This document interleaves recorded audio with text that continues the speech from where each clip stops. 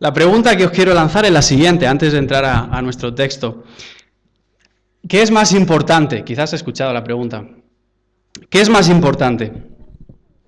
¿Lo prioritario o lo urgente?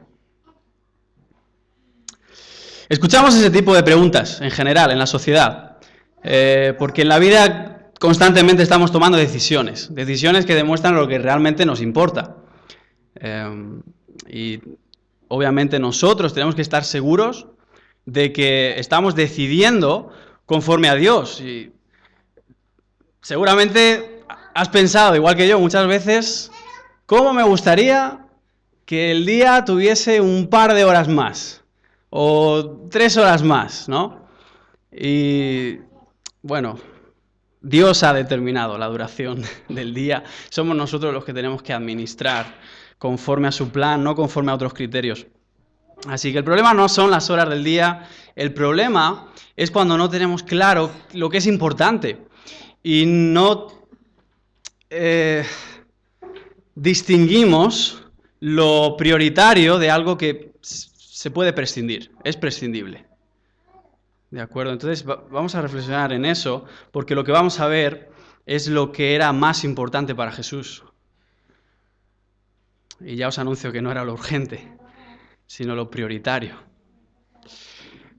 Entonces, la vida es cuestión de prioridades y las cosas urgentes siempre van a estar ahí. Cualquier cosa, al final, se puede considerar urgente. Siempre van a surgir cosas, siempre se va a presentar algo, continuamente. Y nos va a parecer importante. Pero a menos que tengamos claras nuestras prioridades, al final vamos a ser arrastrados a un sinfín de cosas y nunca vamos a llegar a ningún lado. Y como digo, si esto es así en general en la vida, ¿cuánto más en la vida cristiana? Es cuestión de prioridades. Como cristianos tenemos que tomar las decisiones correctas para no perder de vista lo central y lo prescindible. Y en la vida de Jesús observamos dos prioridades indispensables.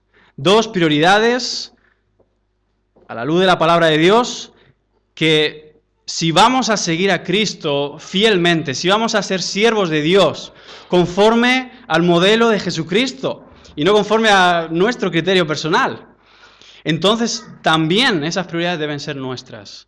Y vamos a estar reflexionando en eso. Así que vamos a el Evangelio de Lucas, vamos a encontrar ahí, Evangelio de Lucas, capítulo 4.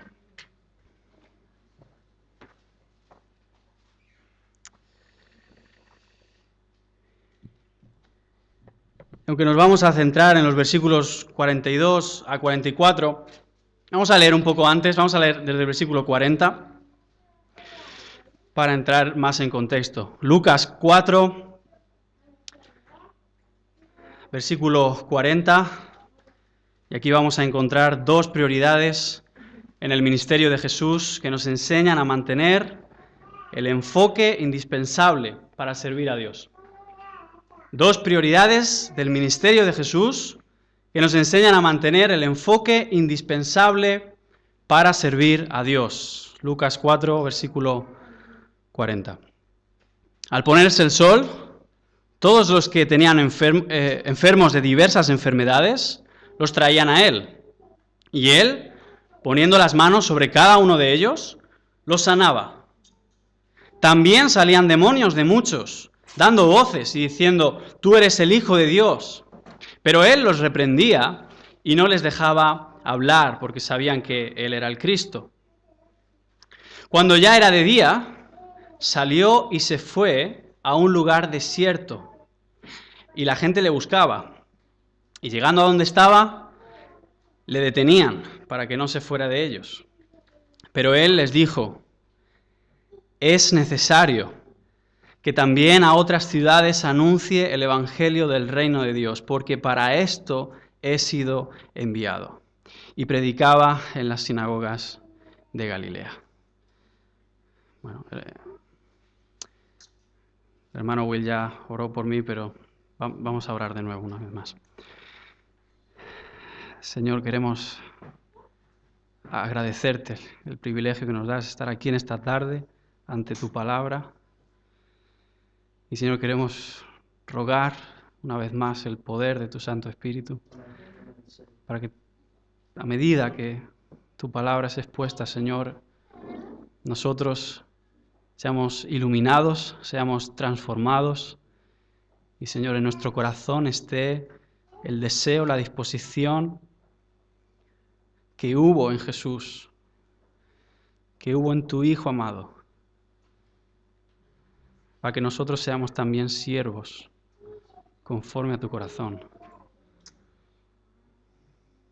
Danos sabiduría, Señor, danos tu bendición. En Cristo Jesús. Amén.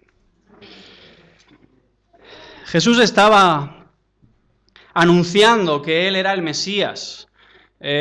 Si miramos un poco atrás en el capítulo 4, Lucas registra cómo Jesús describió su misión, lo que Él había venido a hacer en la sinagoga de Nazaret. Lo encontramos en el versículo, a partir del versículo 16, y podemos leer ahí en el 18, Él, abriendo el libro de Isaías, leyó: El Espíritu del Señor está sobre mí, por cuanto me ha ungido para dar buenas nuevas a los pobres.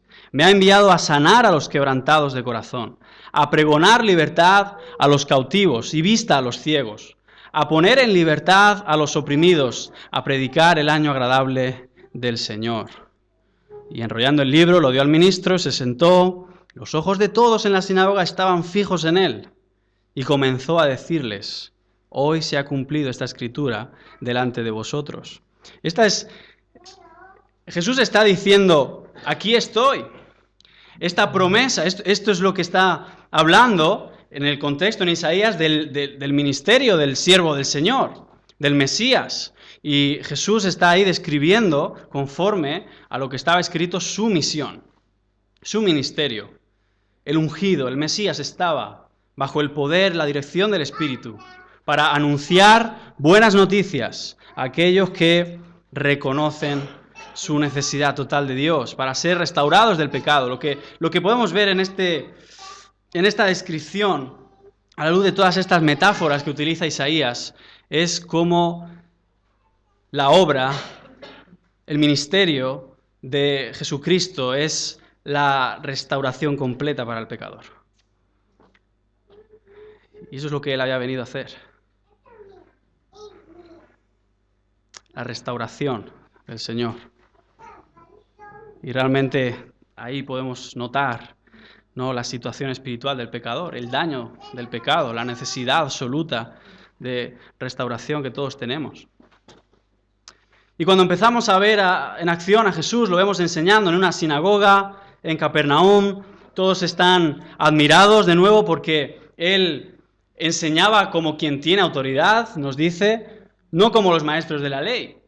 ¿Y qué significa eso? Jesús enseñaba con autoridad porque Jesús explicaba el sentido de las Escrituras y no hacía como los maestros de la ley, que se ponían a hablar de sus costumbres o sus ideas conforme a los rabinos populares del momento, o desgraciadamente como la mayoría de las predicaciones de hoy. No, Jesús no hacía eso. Él explicaba el sentido de las Escrituras y todo el mundo podía reconocer la autoridad. Y dejadme un inciso ahí, porque estaréis pensando, bueno, Él es Jesús, Él tiene autoridad, ¿sí? Por supuesto que sí, Él en sí mismo tiene autoridad. Pero cuando notamos ese contraste, Él enseñaba con autoridad, no como los maestros de la ley, nos está indicando algo más. Nos está indicando, no, esto no es algo, no se puede decir, bueno, es que nunca nadie puede enseñar de esa manera porque Él es Jesús. Bueno, estamos de acuerdo en un sentido, evidentemente. Él es Dios, encarnado. Pero al decirlo de esta manera nos deja ver lo que estaba sucediendo. Él explicaba las Escrituras en las sinagogas, en el sentido de las Escrituras. Y Él estaba ahí diciendo, esto se ha cumplido, esto es lo que la Escritura dice, y explicaba el sentido ahí en persona. Y esa es la gran diferencia, ¿verdad? Eso es lo que necesitamos hoy. Predicación expositiva, explicando el sentido de las Escrituras. Pero su autoridad no se limitaba a la enseñanza, sino conforme estaba enseñando, hermanos, estoy barriendo un poquito el contexto para llegar, pero es necesario. Conforme estaba enseñando, estamos a partir del versículo 31, ahí en esa sección de este capítulo 4 de Lucas, pues había un espíritu inmundo en un hombre de la sinagoga y entró en pánico. Cuando la autoridad de Jesús entra en escena, los demonios no pueden seguir con lo suyo. De la misma manera, cuando la autoridad de Jesús entra en escena por su palabra explicada, las intenciones del corazón se revelan. Se revelan. Y si hay oposición a Dios, se descubre. El demonio está ahí temblando, está aterrorizado ante la autoridad de Jesús porque sabe ante quién está. Gracias. Y bueno, Jesús le manda callar, le manda salir al espíritu inmundo y no le queda más remedio que obedecer. Todos están asombrados. Pero notamos ya que Jesús no se detiene para dar explicaciones, sino que deja evidencia de su poder y se marcha. Versículo 38. Entonces Jesús se levantó y salió de la sinagoga.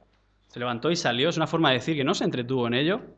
Ya nos está advirtiendo que ahí no está lo central de su ministerio.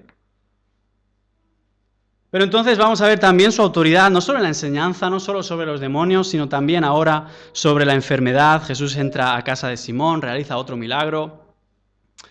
En este punto Jesús está acompañado de Simón, quien va a ser conocido como el apóstol Pedro, su hermano Andrés, Jacobo, su hermano Juan. Todavía no son sus discípulos en el sentido, digamos, oficial, sus discípulos llamados especialmente, pero hace un año que ya tuvieron su primer contacto y desde entonces pasan bastante tiempo con él. Y en casa de Simón está su suegra y probablemente nos deja caer que su suegro había fallecido ya, ahora ella estaba a cuidado de Simón y bueno, siempre me gusta señalar aquí de forma simpática, ¿no? Aquí tenemos una contradicción interesante para el catolicismo, porque aquí tienes al supuesto primer papa casado. Bueno, no entramos en más detalles. La suegra tiene gran fiebre, ruegan a Jesús por ella y él manda a la fiebre. Me encanta esa expresión. Él manda a la fiebre y mirad cómo nos hace pensar que hasta el más mínimo microbio está sujeto a la autoridad de Cristo. Lucas nos dice que ella se levantó al instante y les servía. No que tardó un poco en recuperarse, no se quedó débil después de haber estado tan mal, sino que inmediatamente está sana y puede servirles. Diaconeo, seguramente les sirvió algo de comer. Jesús tiene autoridad ante cualquier obstáculo que nos impida servirle. También podemos darnos cuenta de eso, podemos estar tranquilos, ¿verdad? Aún en medio de enfermedad, bueno, si Él lo dispone así, vamos a servirle así, si la situación es otra, será otra. Él tiene autoridad sobre todo esto y Él, si algo realmente nos impide servirle como Él quiere que lo hagamos, pues lo va a quitar y puedes confiar en eso. Jesús tiene autoridad sobre la enfermedad. Pero entonces, ¿qué sucede? Llegamos a nuestro pasaje. Jesús ha expulsado un demonio, Jesús ha sanado a una mujer muy enferma y no pasa mucho tiempo hasta que se corre la voz. Versículo 40. Al ponerse el sol, todos los que tenían enfermos de diversas enfermedades los traían a él. Y bueno, él poniendo las manos sobre cada uno de ellos, los sanaba. Así que estamos viendo la compasión de Jesús, porque aquí de verdad tendrían que ser muchos, pero Él pone sus manos sobre cada uno, y esto es un día muy intenso, es a donde queremos llegar. Es un día realmente ajetreado en el ministerio de Jesús. Es un día en el que han sucedido muchas cosas, pero no acaba ahí, porque también venían personas atormentadas por demonios. Y versículo 41, también salían demonios de muchos. Lucas quiere que notemos el énfasis de que hay mucha gente en todo esto. Con todos esos daños por el pecado, Jesús los está deshaciendo, pero estos milagros no van a ser el centro de su ministerio. Todo esto es el escenario de lo que... Mirad, esto está pasando en el mismo día. El versículo 40 dijo, al ponerse el sol, ¿os dais cuenta? En el mismo día tan ajetreado, todas estas cosas están sucediendo alrededor de Jesús. Entonces, Jesús tiene varias opciones. Y al parecer, pues tiene opciones que humanamente podríamos nosotros considerar muy oportunas. Se le presentan oportunidades para mantener ese interés que todo el mundo está teniendo. Puede dejarse llevar por las circunstancias que lo rodean, por lo que parece urgente. Pero hermanos, Jesús tiene claras sus prioridades. Tiene claras sus prioridades. Y así que en primer lugar, lo que vemos en el versículo 42 es la prioridad de la oración. La prioridad de la oración. Versículo 42, cuando ya era de día, salió y se fue a un lugar desierto. Y la gente le buscaba, llegando a donde estaba, le detenían para que no se fuera de ellos. En el ministerio de Jesús, la oración era primordial. Nada podía interferir en esa prioridad. Nada podía usurpar esa prioridad. Jesús haría todo lo necesario para que así fuera. Lucas no nos dice aquí en este momento explícitamente por qué Jesús se retira. Pero eso es porque lo va a hacer más tarde para darle mayor énfasis después y que entendamos que esto era algo que sucedía continuamente. Podéis acompañarme en el capítulo 5, versículo 15 y 16. Dice: pero su fama se extendía más y más y se reunía mucha gente para oírle y para que les sanase de sus enfermedades. Contraste. Mas él se apartaba a lugares desiertos y oraba. Aquí nos está diciendo, ¿verdad? Él se apartaba y oraba. Y en el Evangelio de Marcos, mismo suceso, en Marcos 1:35 nos lo aclara todavía más, dice: levantándose muy de mañana, siendo aún muy oscuro, salió y se fue a un lugar desierto y allí oraba. De nuevo, la misma expresión. Ahora quiero que notemos cómo Jesús no se dejó llevar por lo urgente, ni por las circunstancias que le rodeaban, sino que tomó decisiones oportunas para mantener esa prioridad de orar. Mirad, Jesús había estado sin parar de hacer milagros a la gente de Capernaum, pero dada la situación que le rodeaba, que todos querían ser atendidos por él, tuvo que levantarse muy de mañana. Y Marcos es más específico, dice, siendo aún muy oscuro, es un detalle en la manera de decirlo, nos está diciendo exactamente en las vigilias de la noche, más o menos la franja entre las 3, 4 de la mañana se está refiriendo. La gente normalmente se levantaba a las 6. Pero si Jesús no se hubiera levantado mucho antes, entonces no hubiera podido retirarse a orar, que era su prioridad. Jesús tomó esta decisión para mantener su prioridad. Nosotros también vamos a tener que tomar decisiones para hacerlo. Y hermanos, no es que madrugar mucho es el momento bíblico necesariamente para orar, o que otros momentos nos sirvan para retirarse, pero en este caso, si Jesús no hubiera madrugado así, no le hubieran dejado estar en oración. Todos querían un milagro de Jesús.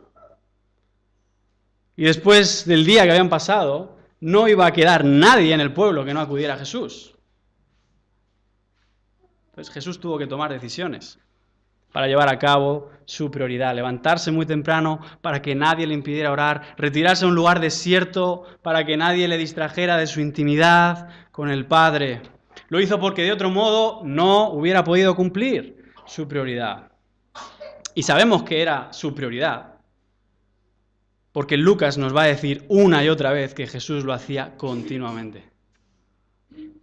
No importaba la situación, sencillamente no importaba la situación que le rodeara. Él se apartaba a lugares desiertos y oraba. En otras palabras, rompía con otras cosas urgentes. Dejaba de atender otras cosas sin que eso le importara. Nosotros necesitamos hacer lo mismo. Si vamos a servir a Dios, eso requiere dejar de hacer otras cosas. El versículo 42, la segunda parte, dice que la gente le buscaba y llegando a donde estaba le detenían para que no se fuera de ellos. Mirad, de nuevo, la prioridad de Jesús requería dejar otras cosas. Y no es que estas cosas en sí no fueran buenas. ¿Os dais cuenta de eso? No es que no fuera bueno, pero al lado de su prioridad, esto realmente no era importante. Y esa es la diferencia. Atender a todas esas personas no era algo malo. Él lo había estado haciendo, pero ahora seguir haciéndolo sería un impedimento a su prioridad. Y hermanos, ¿cuántas veces dejamos la prioridad de la oración por cosas que no son malas en sí, pero que son secundarias delante de Dios? Para mantener una vida de oración tienes que distinguir entre lo principal y lo secundario. Y mira, si Jesús no podía hacer una cosa y la otra, tú tampoco puedes. Tienes que dejar otras cosas. Por buenas que sean, pero tienes que dejarlas para asegurar que tu vida de oración, si vas a ser un siervo de Dios. Hay muchas cosas que puedes hacer sin necesidad de la oración, pero todas ellas inútiles delante de Dios. Sin la oración, nada de valor espiritual puede alcanzarse, nada de valor eterno puede lograrse, nada de lo que pertenece al reino de Dios puede venir en tu vida o a través de ella. Todos los siervos de Dios que fueron usados por Él poderosamente a lo largo de la historia tienen en común su vida de oración. Estoy seguro que esto lo has escuchado antes porque aquí está Will, pero Martín Lutero dijo: tengo tantas cosas que hacer hoy que por lo menos voy a necesitar las 3 primeras horas para orar. ¿Notas eso? ¿Verdad? ¿Qué manera de pensar de un siervo de Dios? Tengo tanto que hacer que necesito las 3 mejores horas para orar.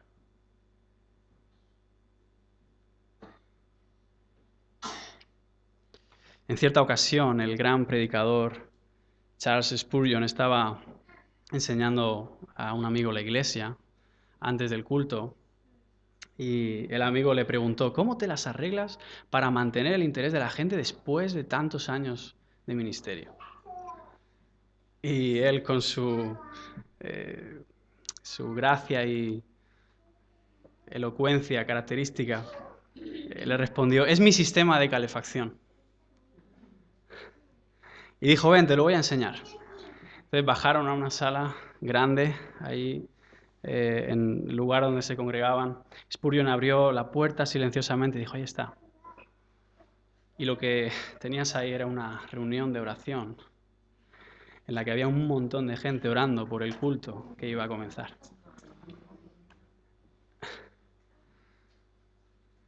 Hermanos, los discípulos de Jesús aprendieron que sin la oración no podían hacer nada. Es lo que vieron en Jesús. Todo el tiempo Él se iba para orar. Entonces, ¿qué paso iban a dar ellos sin hacer lo mismo? Cuando Jesús ascendió a los cielos, ellos tenían la enorme tarea de testificar de Él a todo el mundo, Jerusalén, Judea, Samaria, hasta lo último de la tierra, y entendieron eso. Jesús se lo dijo: recibiréis poder cuando el Espíritu Santo venga sobre vosotros. Debéis esperar esto. Y cuando los encuentras a los discípulos juntos, esperando las palabras de Jesús, ¿qué estaban haciendo?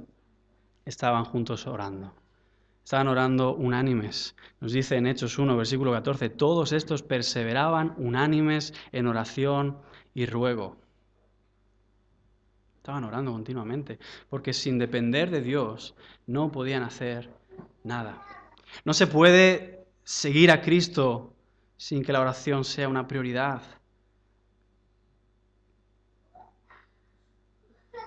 No te creas otra cosa. Olvídalo. No, no lo vas a encontrar en ningún siervo de Dios, ninguna otra cosa. Este es el secreto para vivir más allá de nuestras fuerzas. Lograr lo que no se puede lograr. Llevar un fruto que glorifica a Dios. Mirad, no es ningún misterio. El secreto para permanecer en pie ante cualquier cosa es permanecer de rodillas ante Dios. Lo que marca la diferencia para ser reconocido en el cielo como un siervo de Dios no es ningún misterio. Se trata de una vida de oración. Y hermanos, quiero animaros con todo mi corazón en esta tarde, dándonos cuenta de la gracia de Dios en que no necesitamos demostrar nada. No necesitas ser alguien para que Dios te use. No necesitas alcanzar alguna cosa que te va a dar el éxito para servir a Dios, para ser usado por Él poderosamente. No tienes que demostrar nada. Ora y las cosas pasan. La obra se hace por la oración. Me encanta conocer no hace mucho hicimos una serie en la iglesia sobre los discípulos, los 12 discípulos, conociendo, rastreando en la Biblia información sobre ellos para entender un poco más quiénes eran estas personas, y realmente si algo tenían en común es que eran débiles, eran torpes, les faltaba fe, les faltaban muchas cosas. No eran las personas idóneas, humanamente, no. Pero Dios, cuánto se complace en usar a los débiles. Cuánto se complace en usar a personas que sencillamente son discípulos, son enseñables. Eso es lo único que necesitas ser. No tienes que demostrar nada, pero sí tienes que ser algo antes de pensar en hacer algo para Dios. Debes ser alguien en Dios. ¿A qué me refiero? Debes ser conocido en el cielo porque tus oraciones están ahí todo el tiempo. Debes ser alguien en ese sentido, el carácter de un discípulo. Necesitas ser un discípulo. Antes de pensar en realizar cosas para el Señor, necesitas ser una persona que ora. Que ora. Los discípulos lo entendieron muy pronto. Lo vieron todo el tiempo en Jesús. Jesús no hacía otra cosa, no tenía una prioridad como esta. Así que la pregunta, hermanos, que tenemos que hacernos es ¿qué lugar ocupa la oración en nuestra vida? Porque al final se trata de eso. ¿Cómo es tu vida de oración? ¿Es una prioridad indispensable o te las puedes apañar sin eso? Puedes prescindir de eso. Mirad, tenemos que tomar decisiones para que nada usurpe el lugar de la oración. Y hermanos, hay diferentes etapas en la vida, hay diferentes momentos, hay diferentes situaciones, hay diferentes horarios, hay diferentes trabajos, hay diferentes tareas, diferentes asuntos. Pero sea como sea tu situación laboral, tu situación familiar, tienes que tomar decisiones en ese contexto el que Dios te ha dado. En ese momento quizás estás en una etapa en tu vida que tienes ciertas limitaciones. Bueno, la prioridad sigue siendo prioridad. Entonces, sea cual sea la situación, la prioridad debe estar ahí. Y quizá no puedes hacer como una persona que tiene la capacidad de desatender cualquier cosa no tiene otras responsabilidades, quizá no tiene una situación en ese sentido compleja.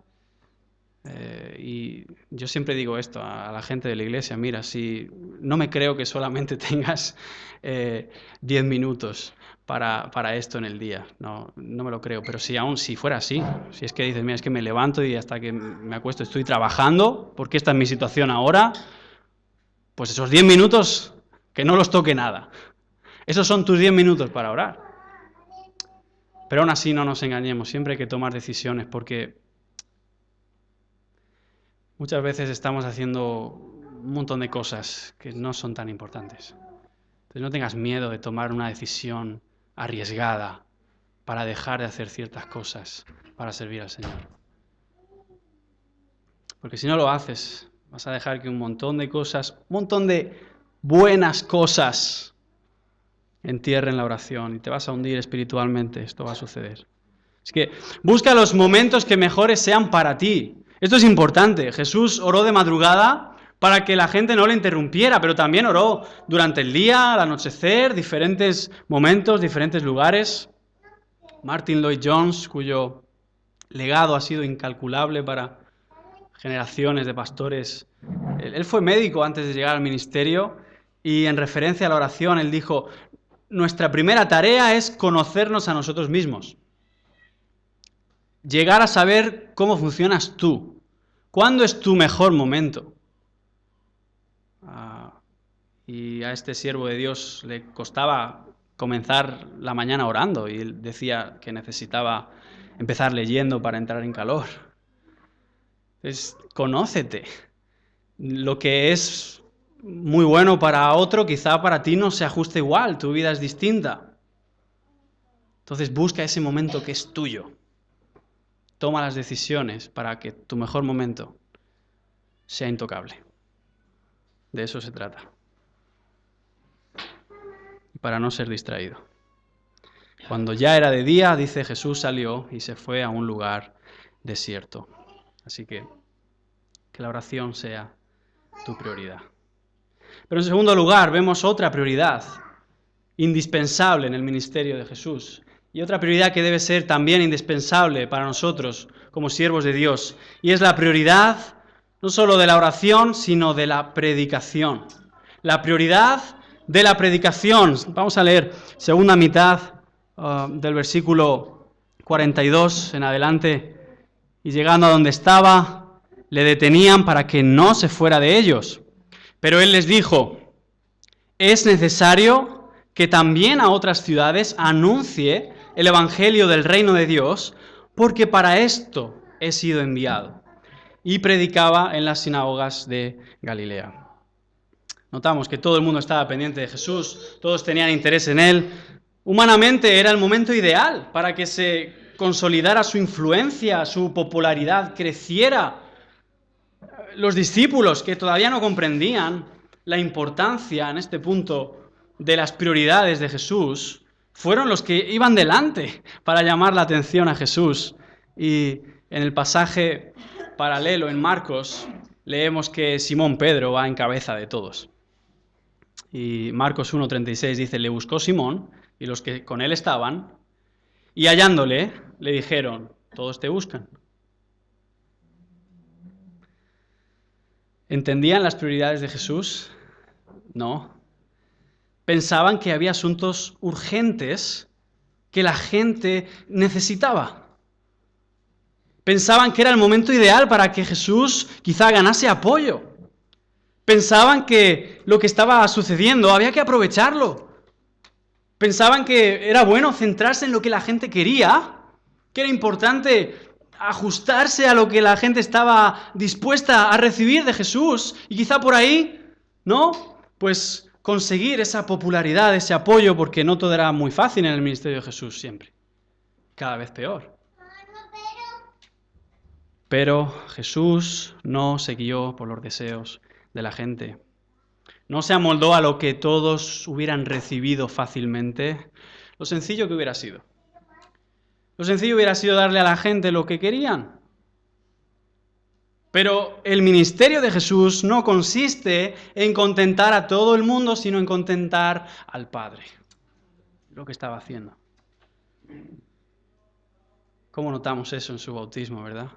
Cuando él está bautizándose, él no tiene necesidad de arrepentirse de nada, pero él está ahí demostrando su deseo de sometimiento al Padre, como también expresamos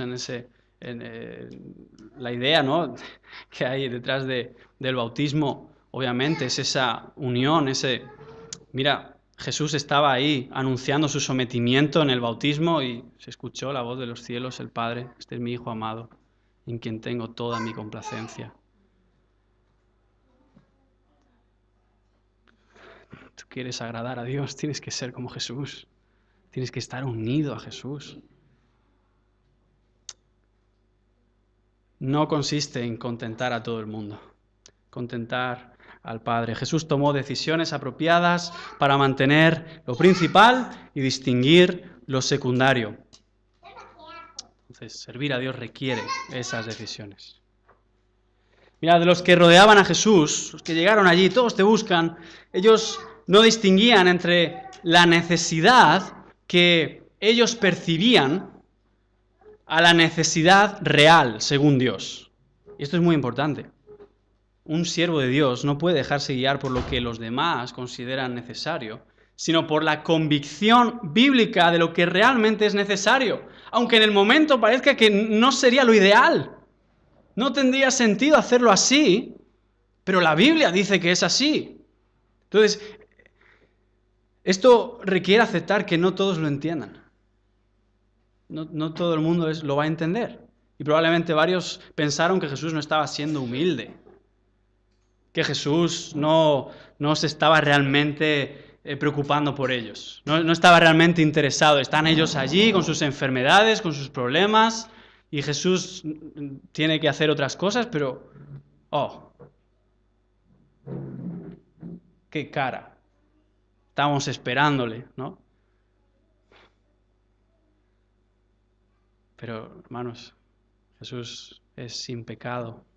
Jesús está haciendo todas las cosas como se tienen que hacer. Y eso requiere que haya gente que no lo entienda. Nada de eso era verdad. No es que a Jesús no le interesase. Él se había pasado el día sanando a todo el que llegó allí, pero él tenía sus prioridades.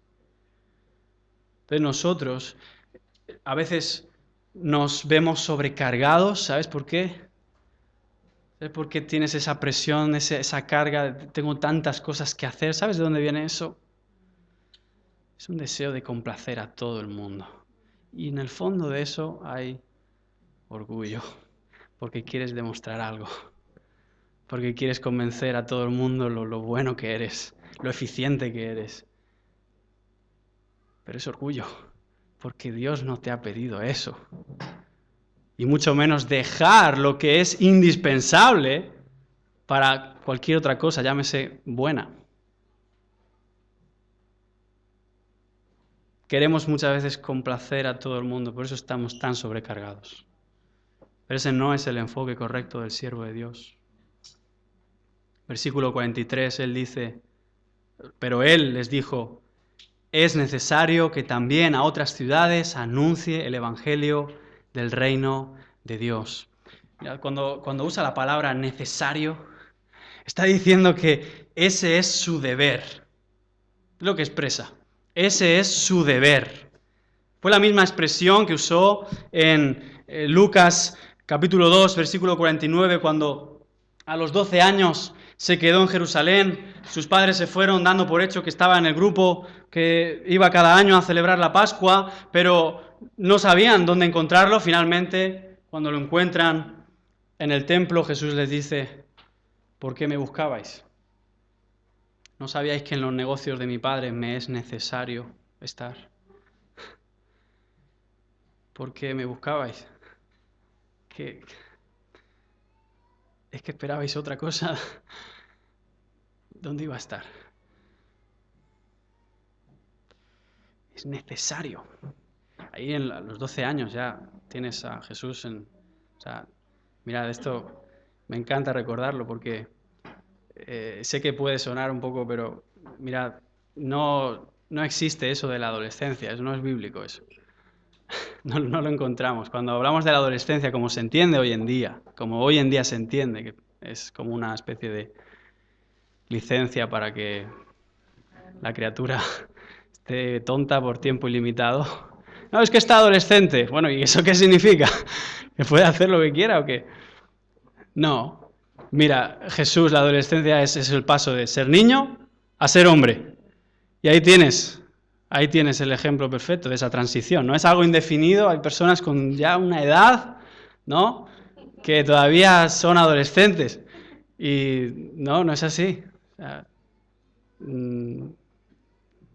bueno, no quiero seguir por ahí, pero de acuerdo. Es necesario, está diciendo Jesús. Ahí tienes el ejemplo de lo que es ya todo un hombre. Él es consciente de su ministerio, él ya sabe. Él sabe que está ahí para servir al Padre, es necesario.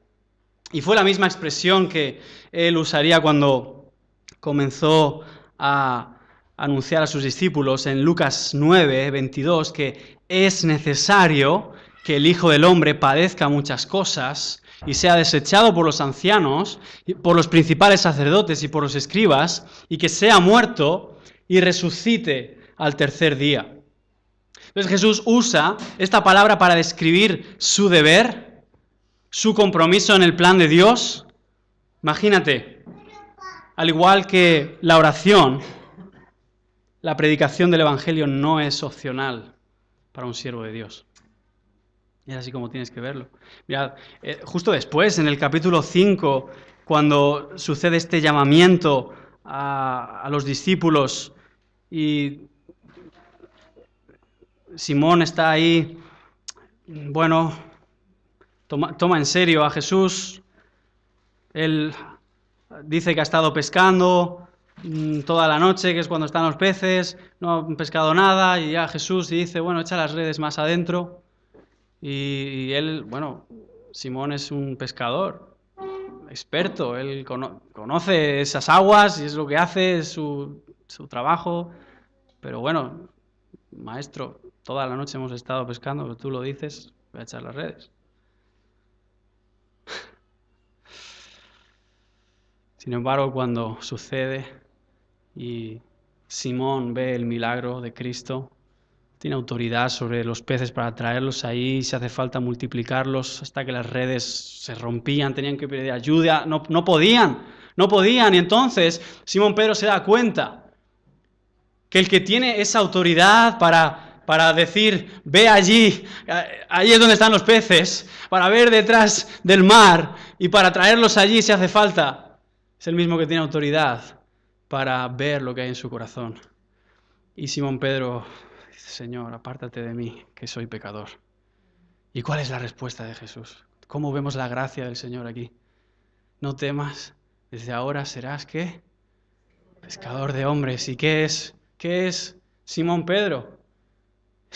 Acaba de recibir el llamamiento a ser discípulo, a dejar su oficio, a seguirle, pero desde el llamamiento, desde el primer momento, lo que Jesús dice es que vas a ser pescador de hombres. Entonces, a veces nosotros separamos esto. Es como si una cosa es ser discípulo y otra cosa ya es evangelizar y predicar.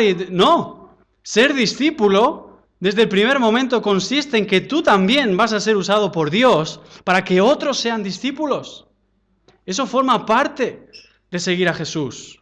No es opcional para el siervo de Dios. Y notamos, la predicación del Evangelio era el deber de Jesús. Es necesario. Él ya había predicado en Capernaum, él tenía que continuar predicando en otras ciudades. ¿Por qué debía tomar la decisión de dejar a toda esa gente expectante de sus milagros? ¿Por qué debía desatender a aquellos que tenían otro tipo de necesidades que él podía solucionar y marcharse a otras ciudades a predicar el Evangelio? Versículo 43, la última parte, porque para esto he sido enviado. Jesús no fue enviado principalmente para hacer milagros. Jesús no fue enviado a satisfacer lo que la gente consideraba necesidad. Jesús no fue enviado para acabar con los problemas temporales.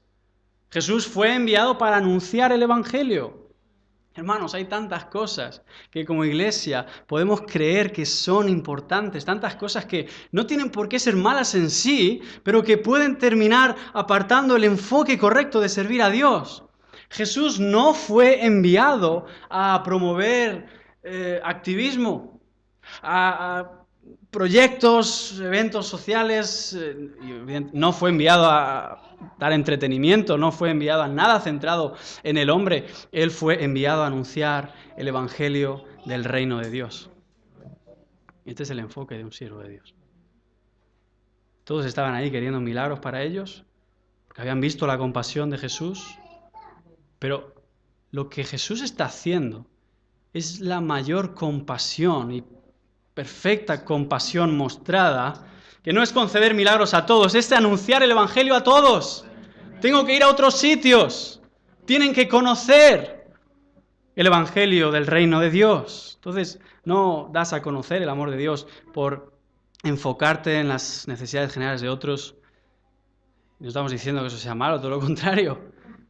Pero cuando más claramente das a conocer el amor de Dios es cuando anuncias claramente su evangelio. Y estás dispuesto a ser rechazado para que otros sean salvos.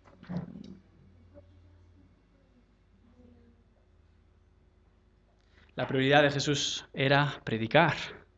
Mira, predicar no era buscar un punto medio. No sé si esto lo habéis escuchado, yo lo he escuchado varias veces. Buscar un punto para que las personas así van a ser más receptivas. Entonces, el pecador que en su corazón rechaza por naturaleza a Dios va a ser más receptivo porque hagas algo que le entretiene. No, él no está, no vemos nada de eso en su ministerio, no. Dice el versículo 44, y predicaba en las sinagogas de Galilea. Predicar es el verbo kerizo, que viene de keris, y literalmente está hablando de un heraldo. Predicar es la función de un heraldo. Y la función de un heraldo es sencillamente entregar el mensaje del que lo envía. Y esa es la distinción que necesitamos hacer. Lo que es un heraldo y lo que es un orador. Porque hoy en día hay muchos oradores. Me encanta como Steve Lawson lo dice. Él dice, hablando de estos piquitos de oro, habla de es mera palabrería. Y él dice, los define de esta manera, el predicador no tiene nada que decir, pero desgraciadamente lo dice muy bien. El predicador no tiene nada que decir, pero desgraciadamente lo dice muy bien. Mera palabrería. Esa es la tarea de un orador. Un orador, la diferencia entre un heraldo y un orador es que el orador, ¿qué hace? Él da un mensaje para provocar cierta reacción, para obtener cierto resultado del público. Si obtiene cierto resultado, ha tenido éxito, porque es un orador. Pero un heraldo, ¿cuándo se puede decir que tiene éxito? El heraldo simplemente es como el cartero que echa una carta. El heraldo, en aquel tiempo, lo normal, en el contexto de reinos y reyes, es que fuese delante, ¿verdad? Anuncia un mensaje de parte del rey y él anuncia lo que el rey ha dicho, simple y llanamente, ni más ni menos.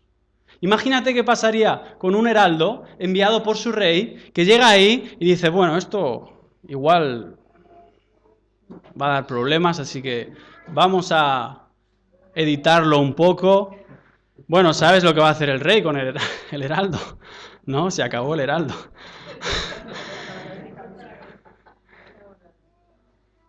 Predicar, queriso, es eso, se trata de exponer, comunicar lo que el que envía quiso decir. Esa es la tarea del predicador. Y el resultado es entre ellos y el que lo envía. Pero ¿cuántas veces se la toman con el mensajero? Porque es quien les está comunicando, ¿verdad? Pero su problema no es con el mensajero. El problema es con el mensaje con el que está hablando, ¿no? Bueno, estamos dispuestos a eso. estamos dispuestos. ¿Por qué? Porque igualmente hay que traer ese mensaje. Somos carteros. Predicaba. Esto es lo que Jesús hacía. Predicaba en las sinagogas de Galilea. Y Jesús fue enviado a anunciar el Evangelio del reino de Dios. Era su deber. Ese es también tu deber. ¿Tienes tú la misma prioridad? ¿Cuándo ha sido la última vez que has predicado el Evangelio a alguien?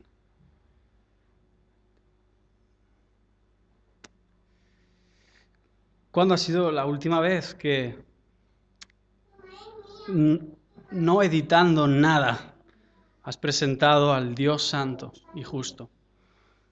Has presentado el problema de los pecadores y la justa condenación que hay sobre nosotros. Has presentado a Cristo como único Salvador por su muerte expiatoria en la cruz como sustituto nuestro, tomando nuestro castigo, librándonos de esa manera del castigo que nos habíamos ganado nosotros, resucitando, venciendo la muerte y demandando arrepentimiento y fe en Él y solo en Él. Porque este es nuestro anuncio. Y debemos explicar esto, debemos comunicar fielmente esto. Pero nuestro mensaje es la palabra de la cruz. Pon el dedo ahí en Lucas y acompáñame a 1 Corintios porque no lo puedo resistir. 1 Corintios, en el capítulo 1.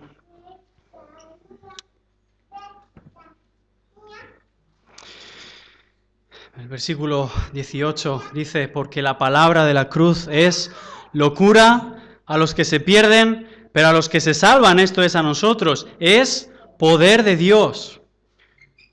Mirad, la palabra de la cruz es locura a los que se pierden. Nosotros nunca vamos a lograr que la palabra de la cruz no resulte una insensatez al que se pierde. Por eso nunca nos ha llamado Dios a intentar eso. El hecho de que lo intentemos ya es un síntoma de nuestra desconfianza del poder de Dios, nuestra traición a Dios como heraldos. Debe ser locura, porque forma parte del plan que sea así. Y si no es así, es que no estamos predicando el Evangelio. Al hombre natural debe resultar una insensatez. Forma parte del plan. Entonces, nunca te frustres, todo lo contrario. Cuando te están tomando por un tonto, porque crees en un Mesías crucificado, anuncias que este judío es Dios encarnado, muerto, resucitado en favor de los pecadores, anuncias que Él debe dejar aquello que tanto le gusta, el pecado que tanto le satisface para seguir a este Mesías que fue crucificado por su propio pueblo. Tú estás anunciando un mensaje que es locura.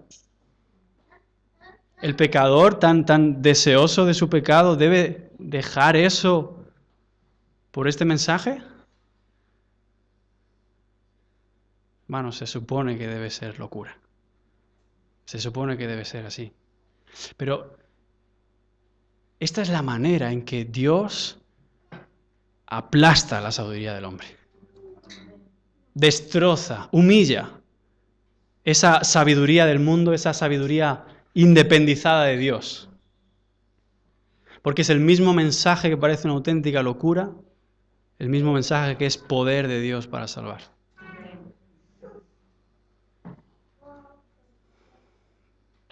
Versículo 22, 23, estamos ahí en 1 Corintios 1. Porque los judíos piden señales, los griegos buscan sabiduría. Entonces, ¿qué hacemos? Vamos a buscar un punto medio.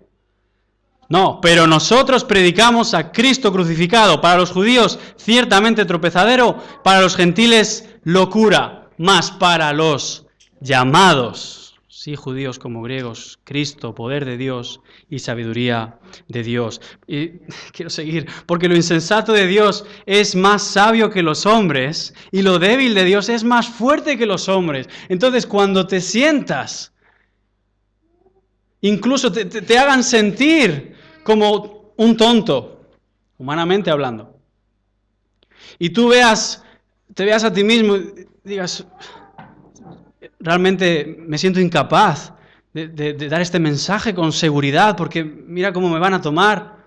Cuando te entre esa sensación, recuerda este versículo, porque lo que el mundo considera insensato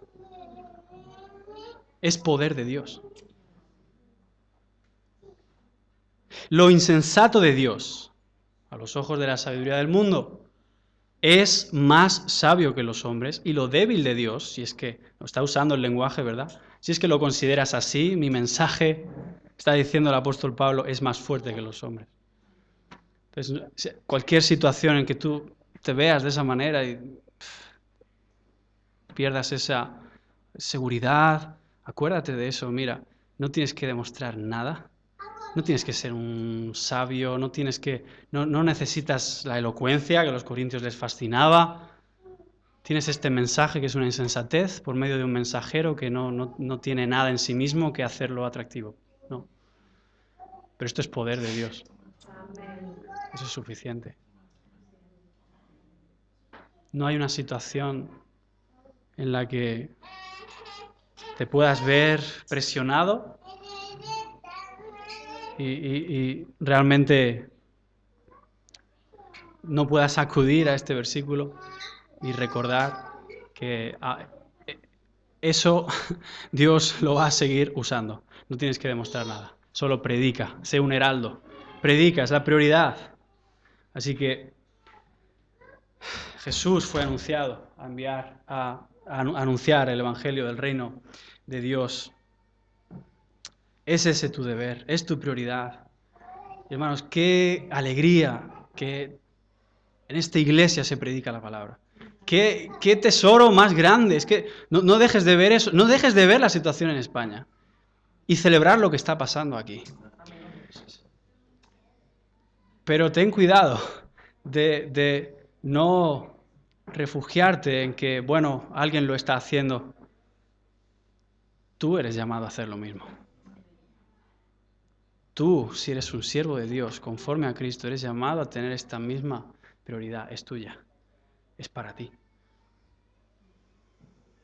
Y recuerda la primera prioridad. Entonces, por medio de la oración, Dios no te va a dejar sin nada que realmente necesitas para poder hacer esto. Pero requiere dejar otras cosas secundarias, por lo que es prioridad para Jesús. De hecho, este pasaje que hemos leído estratégicamente está ubicado aquí para que notemos cómo en medio de todo lo que está sucediendo, veamos que este es el centro del ministerio de Jesús. Le traen enfermos, salen muchos demonios, pero Él ha sido enviado a predicar.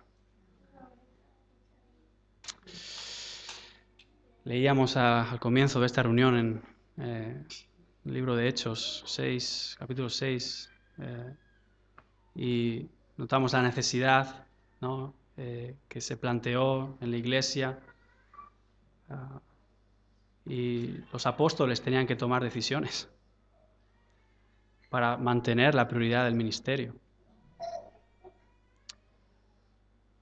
El mismo legado recae sobre pastores. Vamos a escuchar las palabras del apóstol Pablo a Timoteo: te encarezco delante de Dios, del Señor Jesucristo, que juzgará a los vivos y a los muertos en su manifestación, en su reino, que las cosas buenas no las dejes, que prediques la palabra, que instes a tiempo y fuera de tiempo. Fueron las prioridades de Jesús, fueron las prioridades de los apóstoles, son las prioridades de un pastor, pero también son tus prioridades. Cuando Pablo escribe a los romanos, dice Primeramente doy gracias a mi Dios mediante Jesucristo con respecto a todos vosotros, de que vuestra fe se divulga por todo el mundo. ¿Cómo estaba pasando eso? Vuestra fe se divulga por todo el mundo. La iglesia está predicando. La iglesia está anunciando el Evangelio. ¿En quién han creído?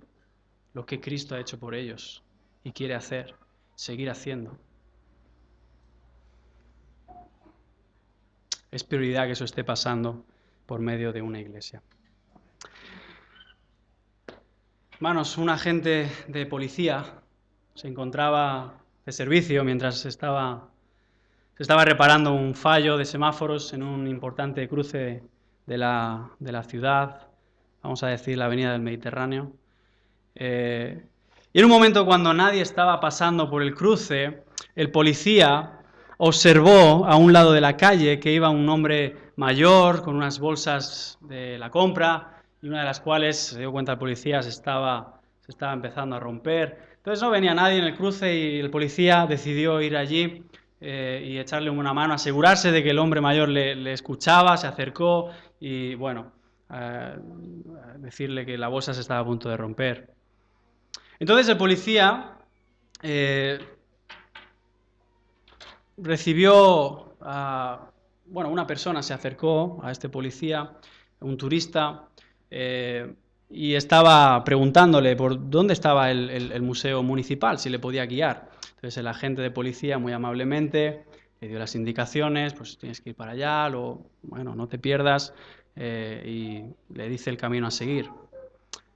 Entonces el agente de policía observó que un poco más adelante de donde estaba había dos personas discutiendo, que cada vez discutían con más alboroto. Instintivamente decidió acercarse para que se calmaran los ánimos. Y cuando los ánimos se calmaron, se escuchó de repente una fuerte colisión que venía del cruce. Varios vehículos se habían encontrado con un grupo de ciclistas, provocando numerosas víctimas. El agente que estaba de servicio estaba a cargo del tráfico.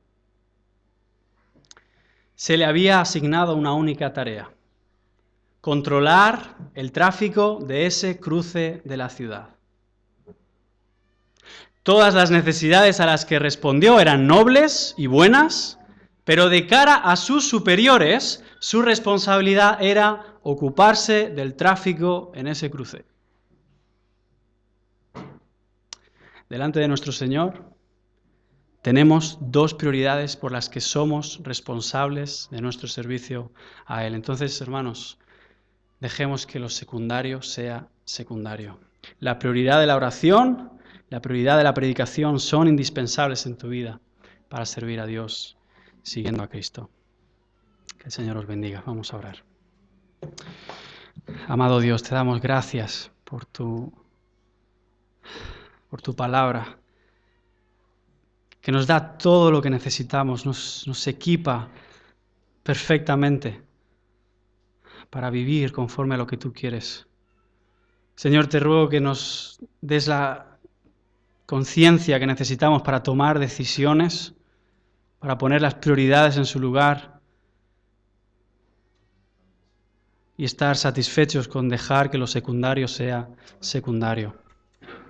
Señor, bendice grandemente esta iglesia como estás haciendo.